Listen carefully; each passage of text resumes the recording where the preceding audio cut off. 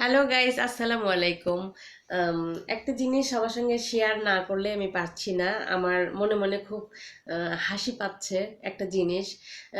কয়েকদিন আগে একজন হচ্ছে জামাতে ইসলামের রোকন, যেটা যাকে মানে সদস্য বলে, সে আমাকে বলতেছে যে আপনি যে কোরআন তেলাওয়াত করেন, আপনি কয়টা সূরা মুখস্থ করেছেন।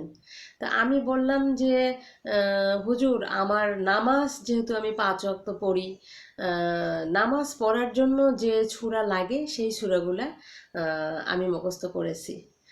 এটা অনেক আগে, ছোটবেলা থেকে, যেহেতু আমি ছোটবেলা থেকেই নামাজ পড়ি, যেটুকু প্রয়োজন সেটুকুই মুখস্থ করছি।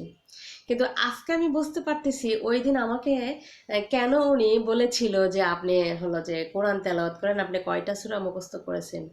তো এই যে মন্দিরে মন্দিরে পূজার মণ্ডপে যে আলেমরা যে হচ্ছে যে মানে পূজার মণ্ডপ পাহারা দিচ্ছে, মূর্তি পুজোগুলোকে পাহারা দিচ্ছে এবং তারা গীতা পাঠ করতেছে, এরা গীতা পাঠ যে করতেছে এগুলো তো মুখস্থ করতে হয়েছে।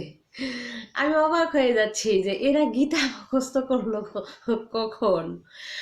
আল্লাহ এই জন্য আমাকে প্রশ্ন করছে যে আপনি কোরআনের কয়টা সূরা মুখস্থ করছেন। তো ভাই, আমি কোরআনের নামাজ পড়ার জন্য যে সূরা দরকার সেগুলাই মুখস্থ করেছি, গীতা মুখস্থ করি নাই।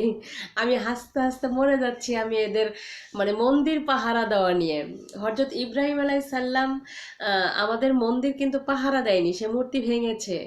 তো আপনারা কথা যেটা বলতেছেন, কথার সঙ্গে কিন্তু কাজের মিল নেই। মন্দির